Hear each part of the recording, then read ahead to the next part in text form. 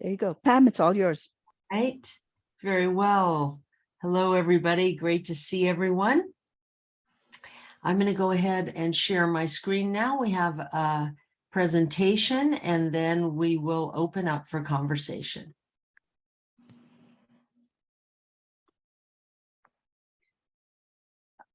I would like to remind everyone that you can save the chat into your own computer very easily by clicking on the 3 dots in the chat area and just saying save. Yeah. All right. I have a quick question. Sure. Do I need to do that at the end, or can I do it anytime during the Zoom meeting and it saves to the end? It doesn't save to the end. So I just save it at the end of the yeah. Okay. And we'll give you a minute or so to do that. Thank you. Okay, so as always, our intention is to engage in a collaborative exploration of the principles and tools necessary for an economically regenerative humanity. We come together to determine, find out, explore what we might uncover or devise to move the economic and finance system towards regeneration.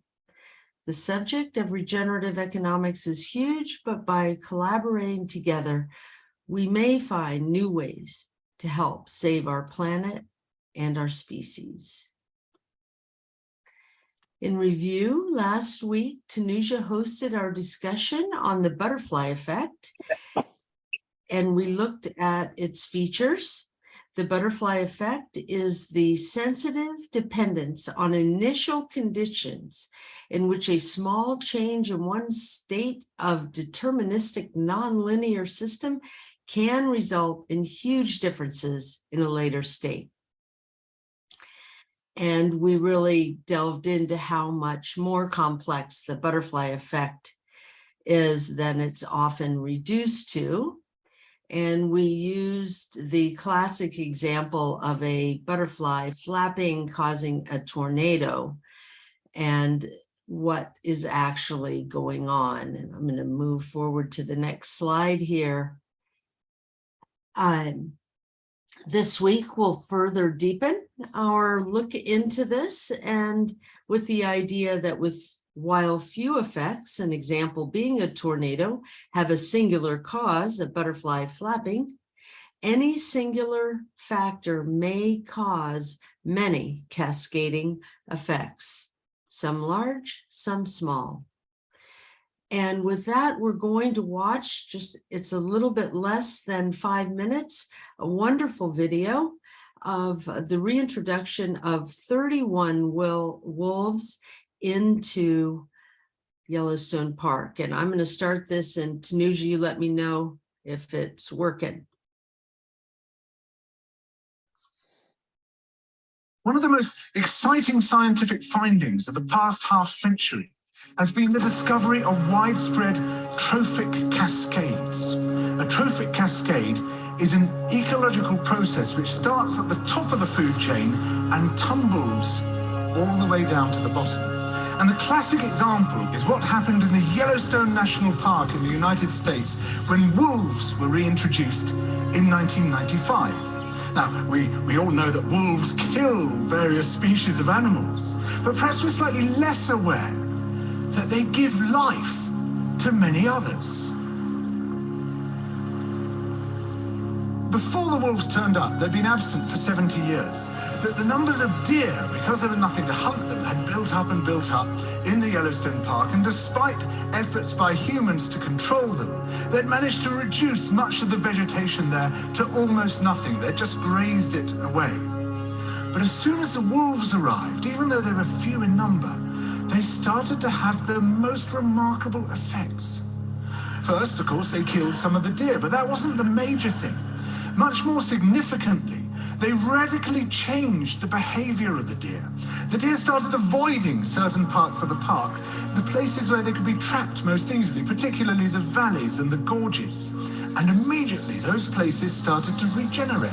In some areas, the height of the trees quintupled in just 6 years.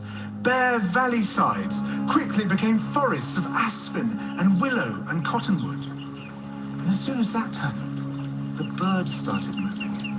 The number of songbirds and migratory birds started to increase greatly.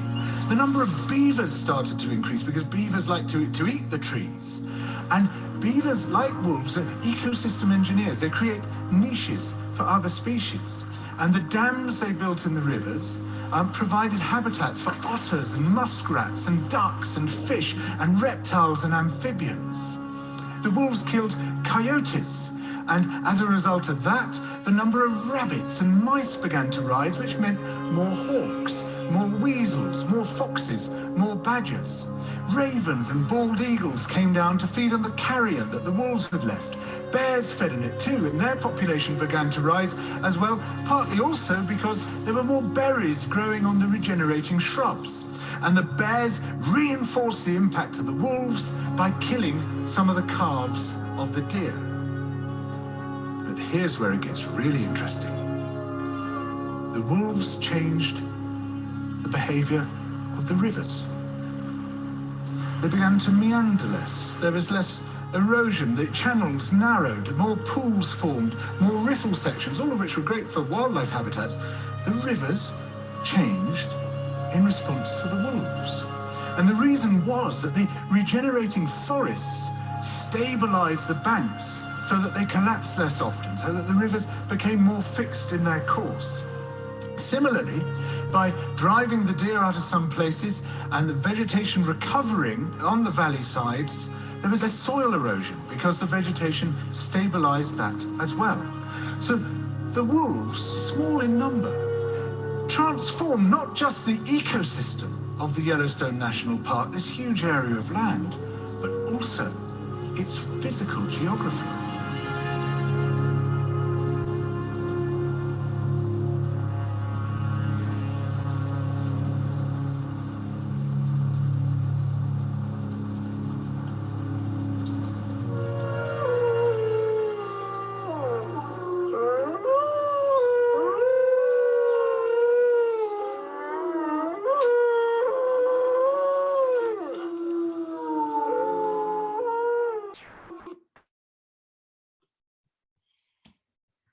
I hated to turn that off. It was so.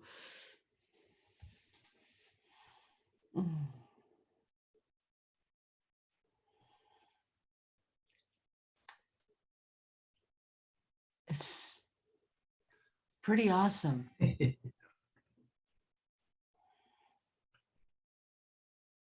Pretty darn awesome. Em, can you put that in the link to in the chat? Pam, did you want to reshare your slides? I'm just catching back up with myself. I have to find where they are. They're hidden underneath here.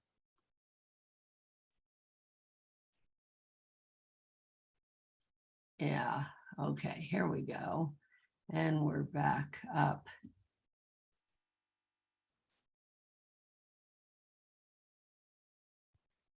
So we're looking at multi-factor causality. Every node in the system has an influence on the outcome. Every node in the system can be a leverage point, and change can be initiated from anywhere. Everything affects everything.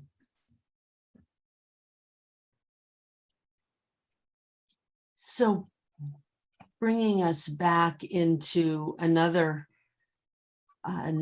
situation where we all have some familiarity, to sort of look at the concept of starting where we are with what we have.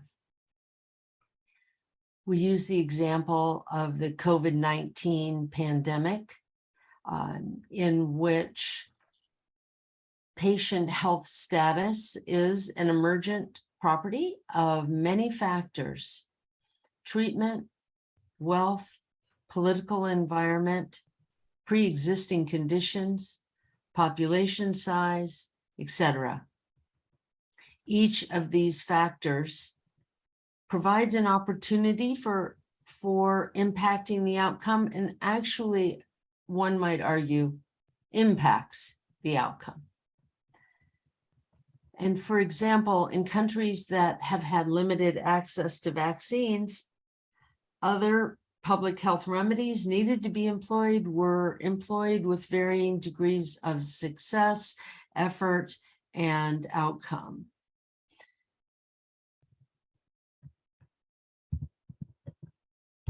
So turning now to economics and single versus multi-factor causality, there is a neoliberal economic theory that underpins much of what is considered to be understood today. And Adam Smith actually first suggested it in a roundabout way, but at its heart, the idea is man is a selfish being who we can always count on to act in a self-serving manner. And our whole current economic system is based on this foundational belief, and we see evidence of it all over the place. It's not like it isn't one of the factors. However, human economic behavior is not linear, universal, or easily captured with any single cause and effect.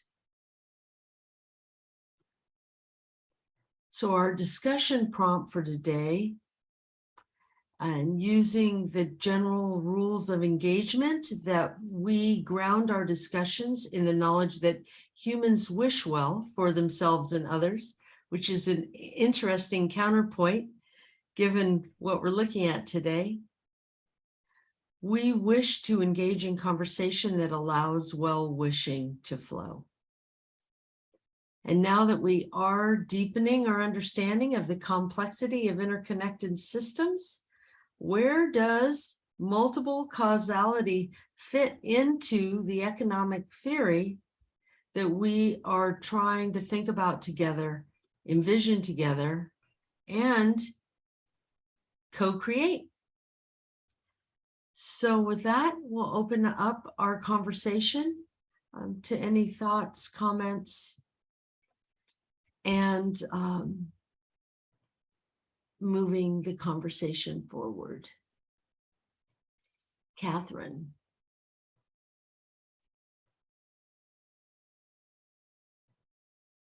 So I love the start that we are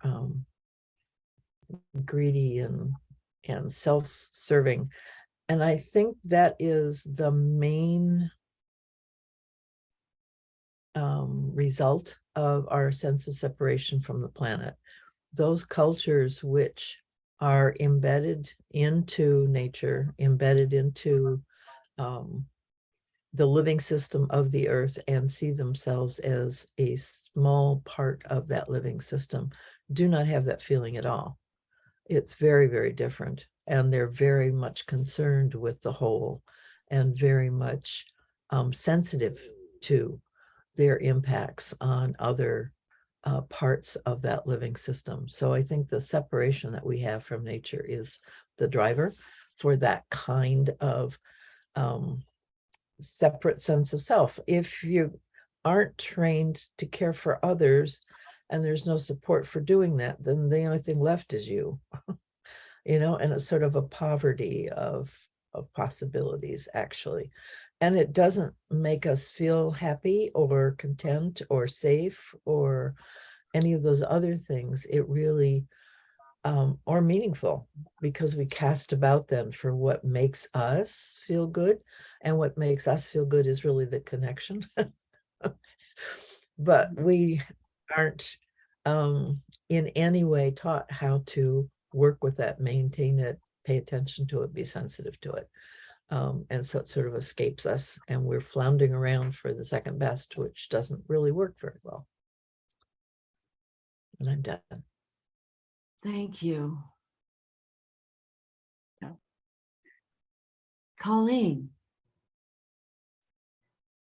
Good morning. Yeah, good morning. It's a beautiful day here today. I think it's all about scarcity mentality versus an abundance mentality. That are the whole neoliberal economic viewpoint is based on scarcity. And as long as we're all worried about that we're not going to be getting enough of what we need, we're going to start being worried about that. And we're going to see our fellow human beings as competitors rather than collaborators. And so, yeah, I think it has to do with a system of thought that if we could turn that part around, and I really agree with what Catherine has just said, that the nature-based cultures understand the abundance of nature. You know, that if they can cooperate with natural systems, you know, there's a tremendous abundance that comes from that. Yeah. Yeah, and that is deep-seated, extremely deep-seated belief that we are separate from nature. It's a foundational to our whole Western, if I may call it that. Someone will likely correct me. Western way of thinking. That we are separate from nature, and we have dominion over it, and that it is here to serve us because we're more special than nature. In fact, we're not nature. The prevailing Judeo-Christian view is that we are at worst God's chosen, and at best absolutely unique and not a part of nature at all. Yeah. If I could, sorry, Jillian, you raised your hand, I think. So Yeah, you go Jillian. first. No, go ahead, because it just fell out of my head. It will come back. Okay, it'll come back, I'm sure. So on the point about scarcity, I have perhaps a controversial view on it, and it is that scarcity it exists, will always exist, and can even be seen as the natural progression of the dynamics of life. For example, take even something very simple as a child going through puberty and becoming a teenager. What is becoming scarce here is the childlike nature of the child, yeah? So the childishnesses become scarce and the adultness starts to increase. That transition always creates some scarcity. It's sort of a boundary, right? Every boundary creates scarcity. So if we focus on transition, if we take our mind's eye away from the scarcity towards the transition, I think that we will have achieved a regenerative outlook. So this is the same with everything, including resources such as petroleum or gold or whatever. We are always in transition, and I suspect it is because our underlying models of everything, economics and science, are about stasis. It's about keeping things static where they are, that we look at scarcity and we try to run away from scarcity. And I think that's a mistake. I know it's a bit philosophical there.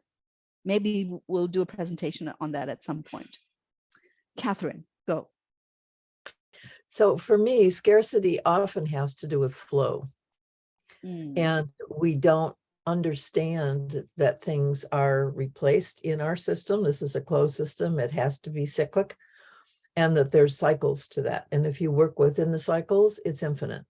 When you step outside of the cycles, then you get scarcity because you're using it faster than it can be replaced. So if we manage the flow and paid attention to those cycles, then there wouldn't be a problem. Yeah, that's naming almost the difference in the cultures that live closer to Earth. They recognize that continuous cycle that they can count on. Eric. Yeah. Can I interrupt Eric for 1 second before I jump in? Catherine, how would you translate that? How would you translate that to non-living things, such as petroleum deposits? Oh, total quality totally did it. I mean, there's a whole aspect of quality management, which helps people measure what they call bottlenecks.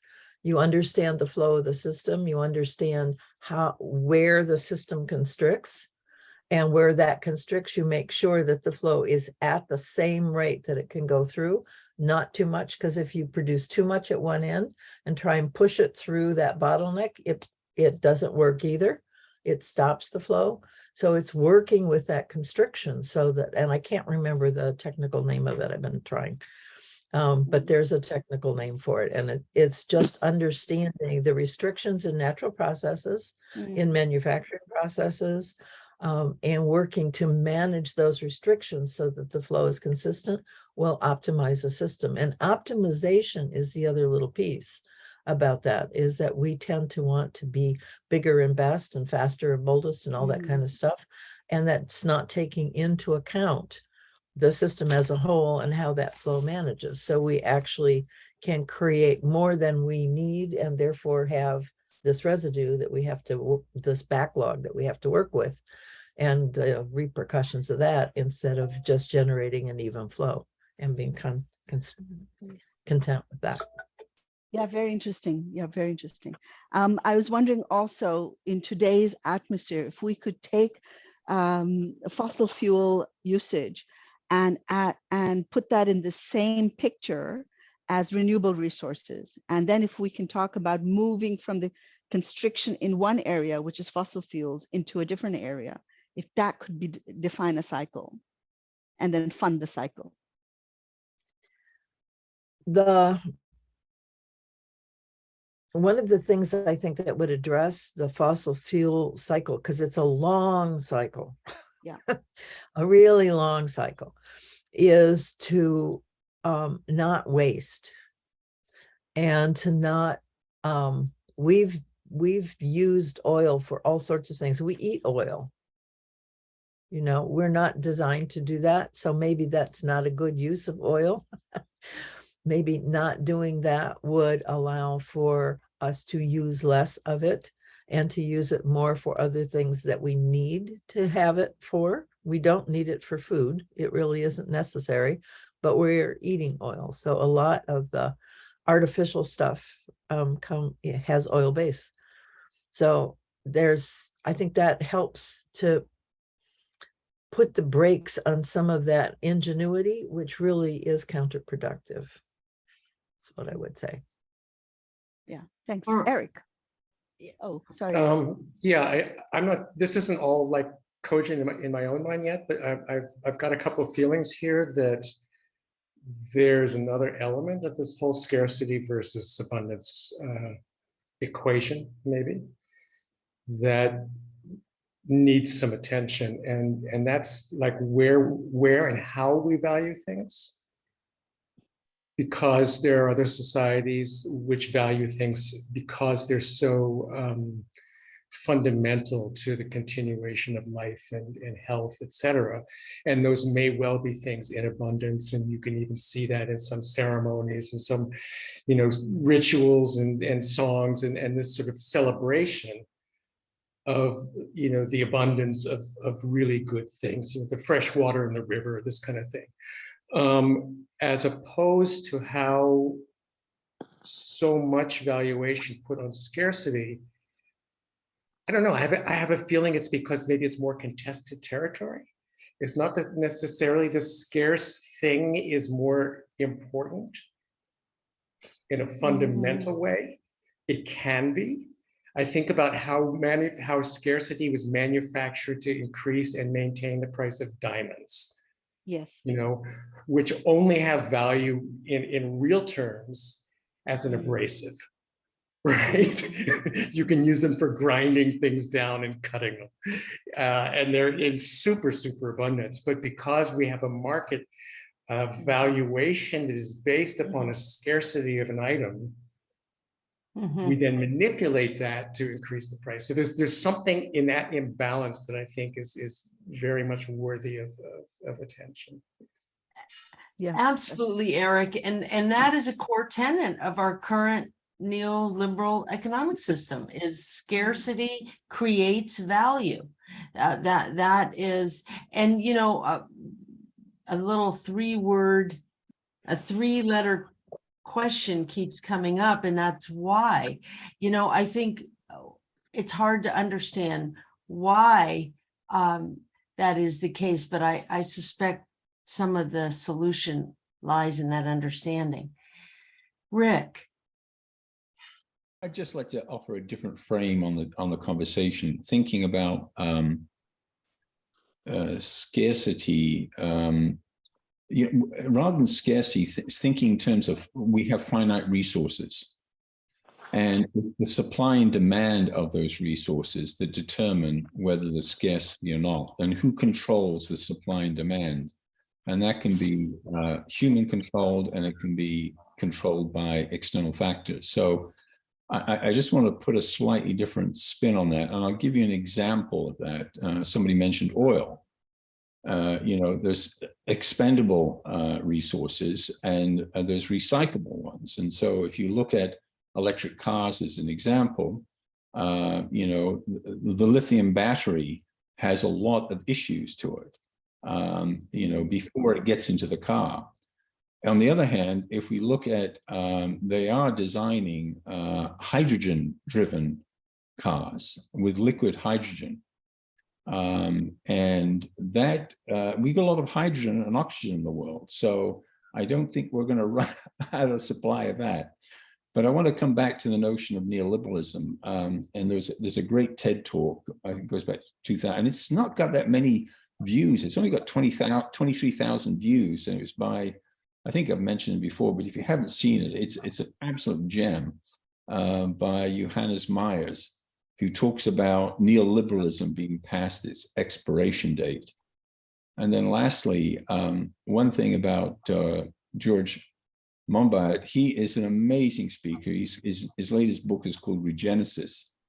And you know, what is such a stark contrast is, on the one hand, you have somebody like Johannes Myers talking about the end of neoliberalism, but it's still thriving. And then you have somebody as brilliant as George Monbiot, who doesn't have a lot of influence. And so we have an abundance of neoliberal influence, and we have a scarcity of regenerative ecological economics. So how can we manipulate the equation so that we can reverse it and see the end of neoliberalism? I'm Rick, and I'm done speaking. Rick, thank you. That's exactly the question on the table. That's why we gather weekly. That exact reason. So thank you, Jillian. Okay, so now of course I have like 5 thoughts because we keep going.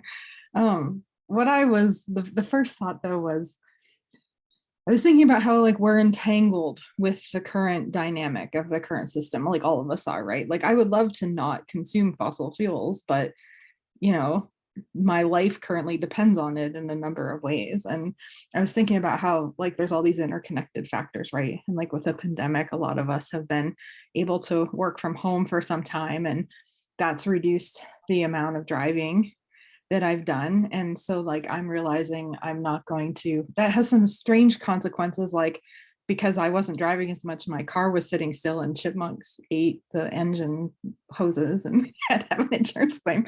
But also like, I'm thinking about, gee, we probably really don't need 2 cars anymore. We could have 1 car, or maybe we could even how much could we get done just by biking? Like I wasn't thinking about those things, and now I'm also thinking about like, we're going to have to go back to work pretty soon. And, part of the motivation of that, I think, is like keeping the commercial real estate prices high, because like people aren't shopping, they're not eating at restaurants downtown and things like that, right? So there's all these little interconnections. And so there's a question of like, how do we can intervene at a whole bunch of different points because they're all interconnected. So how do I soften my dependence on a certain set of dynamics and substitute maybe a dependence on different things, right? Like, I'm growing more stuff in my garden because I'm home and I can pay more attention to it. So I'm spending less on groceries, like, so then there's less fertilizer somewhere being used because of that. And, like, right, all these things are all interconnected. So that was kind of the first thought. Another thing was, you made me think about like this idea of scarcity. I was thinking about like, virtually every business model is designed scarcity, right? Like think about something like Spotify. Okay, yes, you have ads that I can see, if I'm not going to pay for a subscription, the money has to come from somewhere. So you're going to show me ads. I can kind of live with that. But then there's like certain features that are put in place just to make it slightly irritating to try to encourage me to sign up for the paid subscription, right? Like it doesn't cost them less, it costs them more money to put those constraints in place, right? It's an artificially created scarcity, but virtually every like software company, or like virtually every business model is designed that way because that's the basis of the way our economic system is designed. And so the third thing then that connected to that, and I'll see after this if I can find the link to post in the chat, but I listened to a talk, it was Guy Kawasaki's podcast recently, and he interviewed somebody, and I can't remember the guy's name, I'm sorry, but he was talking about negotiation. He was an academic and he studied negotiation. And what he talked about is this idea of understanding what the pie is so that you can split it evenly. And the pie that you're going to split evenly in a fair negotiation is not the total thing. It's the incremental value that is created when you collaborate with each other versus if you don't collaborate with each other. So if there's no deal, there's a certain default state, which is what you have today.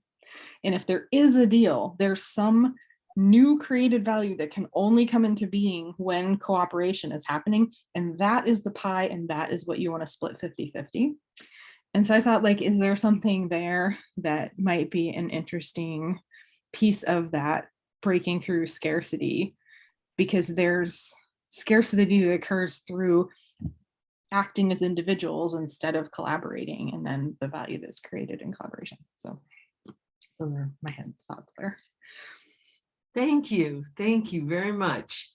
Dave Witzel. Hey, everybody. Yeah, the same, Julie. It's like lots and lots of ideas bubbling up. And I've been enjoying the conversation in the chat around kind of like what parts of economics are we talking about and stuff like that. And I guess, I mean, I don't know about the word neoliberal economics. I don't know what that means exactly, but I'm going to try to assume that there's wisdom in the economics that we've been using for hundreds of years, and there are things that we could be improving, and look for the wisdom and try to figure out where we should be improving, right? And I do think, like, behavioral economics has been this really interesting critique of traditional economics because we started testing things against people, and the economics didn't hold up, and so we learned from that, And I feel like the regeneration stuff has some of that same insights. And for one thing, I can't get myself to believe that there is no scarcity. I mean, I do think there are things that are scarce. I think that traditional economics identifies things that are abundant as being effectively, my argument would be things that have a zero marginal cost or close to zero marginal cost. Value. So, Jillian, we see this in the internet and the digital world because there's a whole bunch of things that have close to zero marginal cost. Now, delivering a Washington cherry to me in Vermont does not have zero marginal cost. That has a real cost, right? And so, the system needs to adjust. And I think that, the fact that rare things may be more expensive maybe that's not a bad idea, right? Because, you know, they get used better somehow, right? I mean, that's kind of always been the notion of economics, is that if it's rare, it's expensive, and then you use it cautiously. And so maybe, you know, there's certainly an argument that says oil has been too cheap and we've been using it, you know, badly. But anyway, so I guess you end up with a problem where, we have to look around for the wisdoms. And one of the things that I've been saying about scarcity that's interesting to me is the market piece. It's like, I think markets we complain about markets all the time. And except that I think markets they're really useful and they're really good lots of times, right? So you can't say, oh, no markets, right? It's like, yeah, we're gonna have markets in the future, but you want to have markets for things that are genuinely scarce. And if you're creating a scarcity in order to have a market, you should be suspicious of your policy implementation. You should look for a different one, right? So, you know, the Spotify example is probably pretty good. It's like, well, is there a better way we could be sharing music? And I think, you know, at the end of the day, we may not have a better answer. It's like the market is not the best solution. It may not be a great solution, may not be a perfect solution, but we may not have a better one, right? Which I think is also true of democracy and a bunch of other things in America, in the world. It's like, you know, we kind of hate it, but we don't have a better one. And so I think we have to be realistic about that stuff too. Yet, I would just add a yet to the end of that. We don't have a better one yet. And I think that that's really, I know the spirit of my endeavors here is not to put down something, but to not settle that this is as good as it's ever going to get. And, you know, tough nuggets if you're on the losing end of the deal. And I think that that's the complexity of regeneration. But if you really look at nature, it takes no prisoners. You know, the nature itself is if we are to learn from nature what the way it works, which is the intention, I think, at the heart of much of what we're trying to do in the regenerative realm, well, it's not all, you know, kindness and generosity. It is has some rough parts. Please, Helena, go. Good morning. Hi, morning.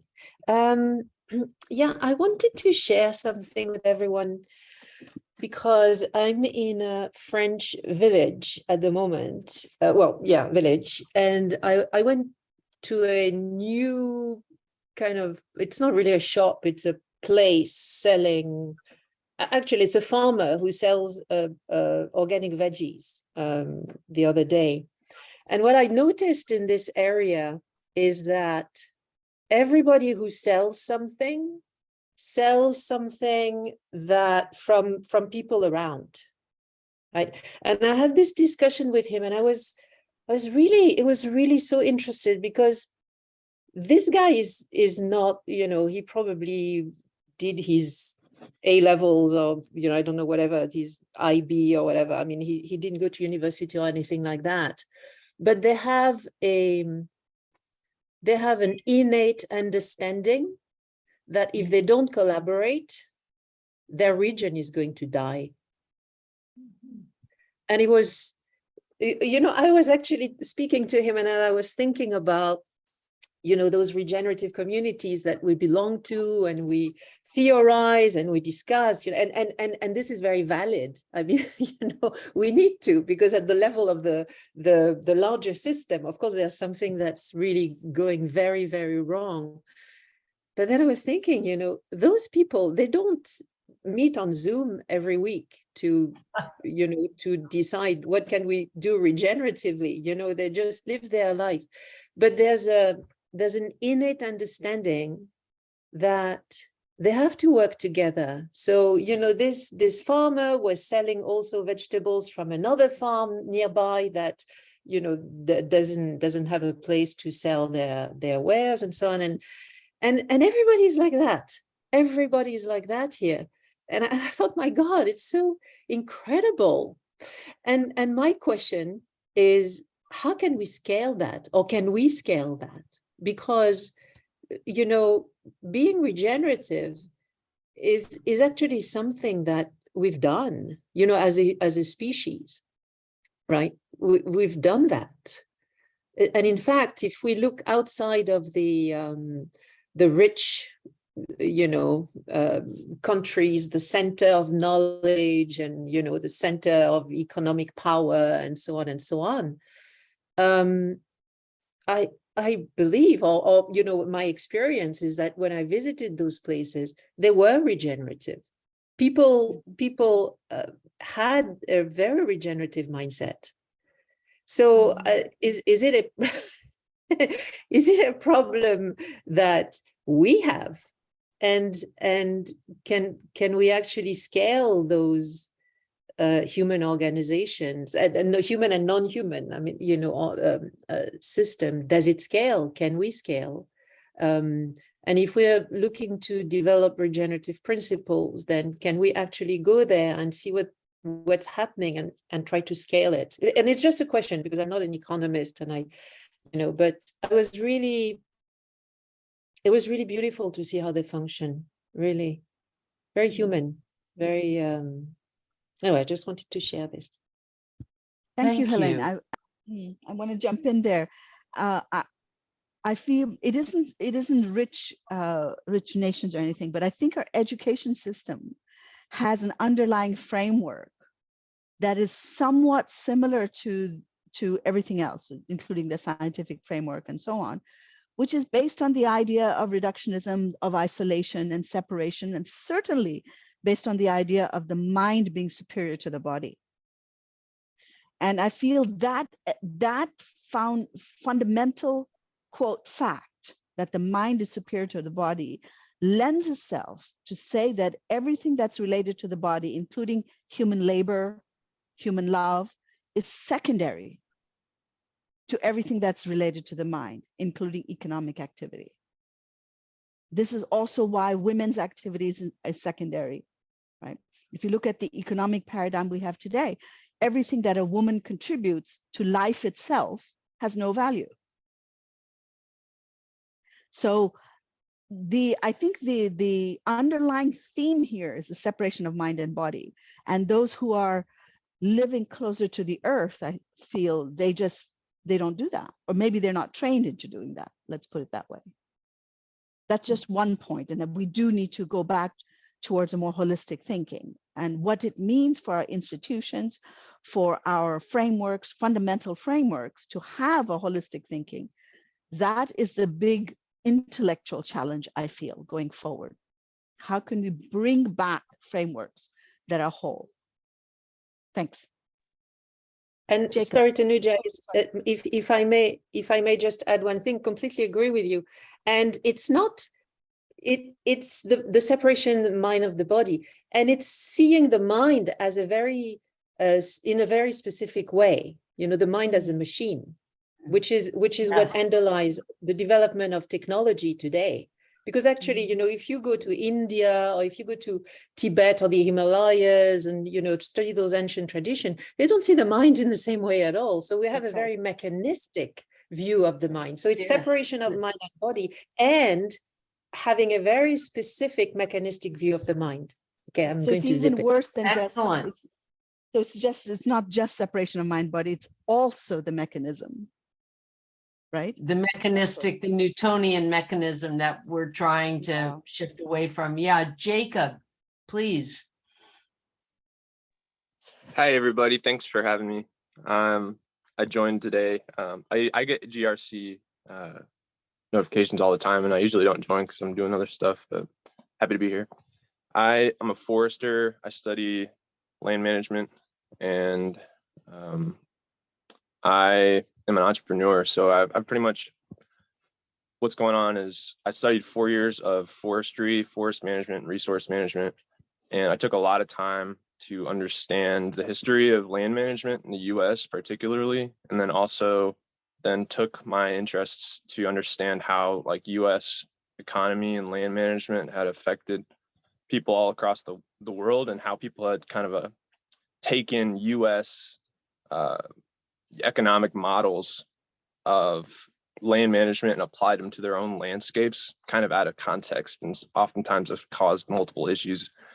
So what I wanted to offer today was that I think that so Buckminster Fuller, Bucky Fuller, I don't know if anyone's talked about him recently.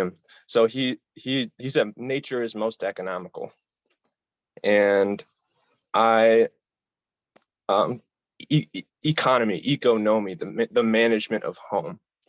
I think that there's, the triple bottom line by the UN has really inspired me in some ways. So economy, ecology, and social. I think that's kind of like the three aspects of our existence. And my professor, Dr. Kofi Akamani, expressed when we were studying social influences in forestry and policy, that there are often spectrums of people and thought, and spectrums of in our ecosystem. And I studied a little bit about how people value recreation, and how they how national parks versus Forest Service, USDA manages their landscapes. And often national parks really only get revenue from recreation and such things and taxes. So there's the Fish and Wildlife Service often gets most of their money from recreational taxes based on, if you buy a fishing pole, you're going to get a little bit of money to go towards fishing management, etc. And anyway, I think that what a lot of our economies don't hold on to entirely is that there's this kind of like whole spectrum of context that we really need to focus on. And that it's always, if we need place-based solutions or localized solutions all over the planet to deal with the global issues, then I think context is kind of like the core focus that is needed in every context. And also that when it comes to scarcity and abundance, that we can see it rather as a versus, more so as a spectrum, and there can be like kind of everything in between. And utilizing this spectrum awareness of all things that we encounter as we move forward in securing our basic needs, our habitat, our resources, et cetera, we can see like, so, okay, I apologize, I'm jumping around because there's a lot, it's a complex thing to talk about, but essentially I studied mutualism and parasitism relationships in mycorrhizae, which are mycorrhizal fungi, fungus relationships in nature. I studied the ecology of it my freshman year. I wrote a paper, and so I wanted to know, like, why are people always talking about fungus in like a negative way, like they're angry at the fungus for killing the trees? Are there positive beneficial relationships between fungus and trees? And so I studied that mutualism parasitism continuum. And so like I can essentially apply this ecology concept to economy, I think.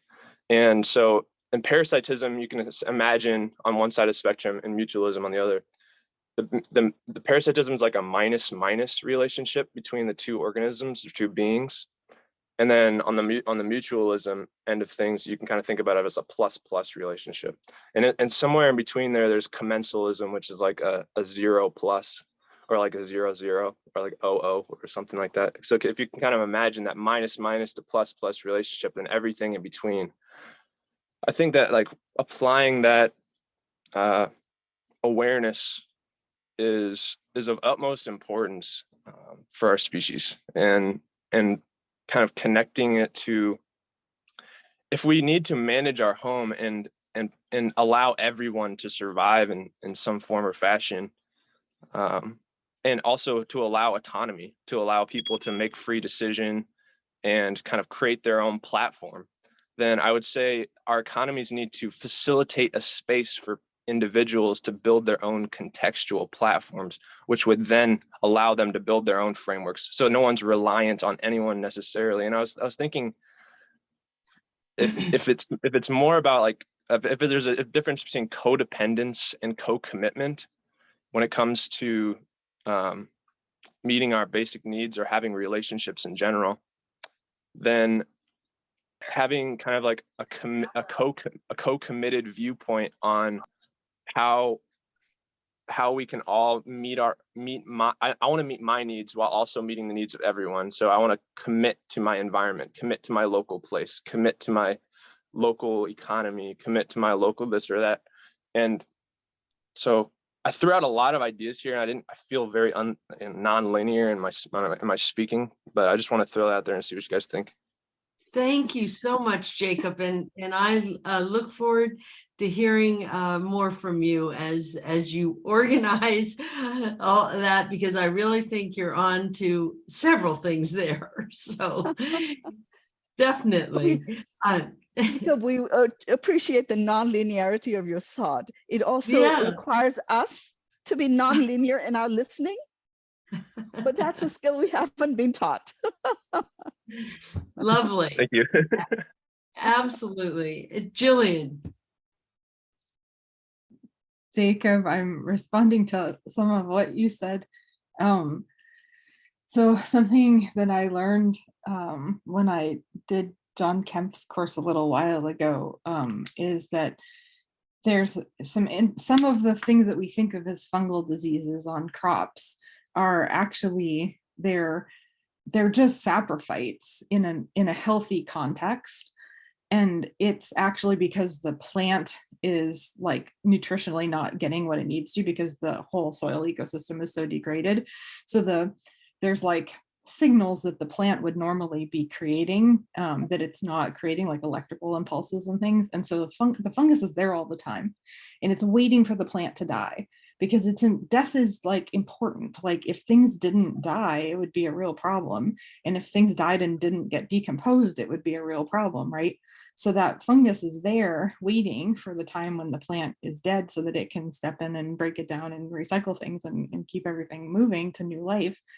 But when things aren't working properly in the context of the soil ecosystem, then those signals don't happen properly. And so the fungus gets confused, and it thinks it's dead when it's actually not dead.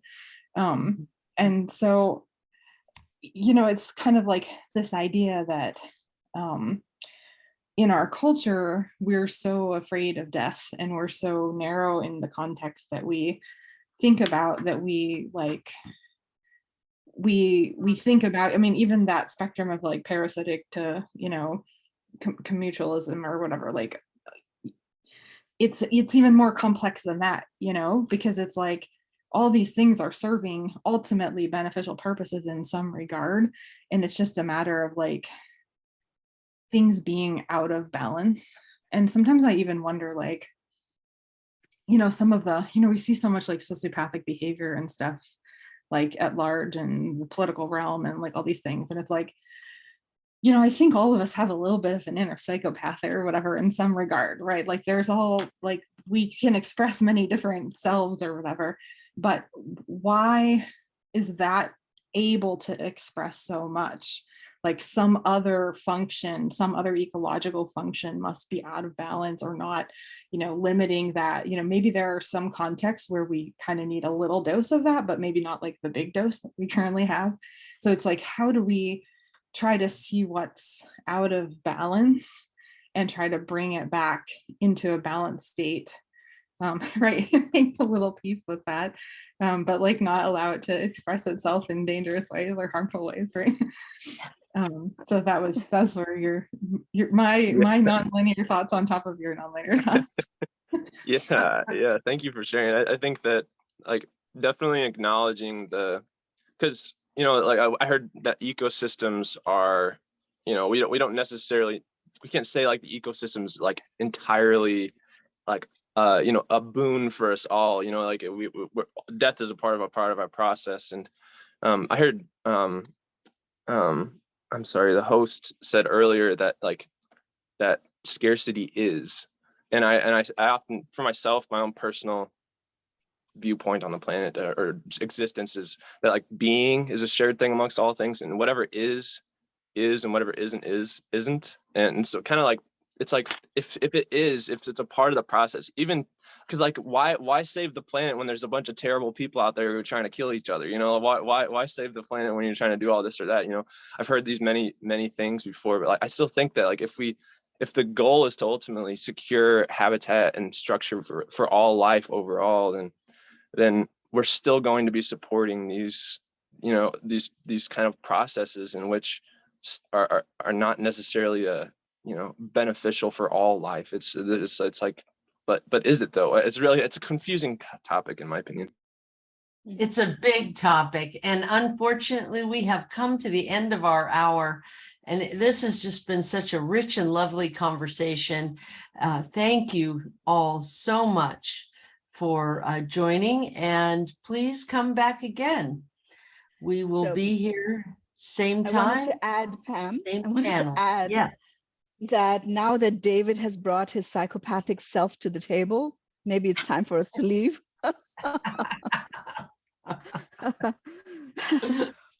I'm going to switch off the recording now, and we'll give you a minute to download the chat if you wish. Please, yes. The 3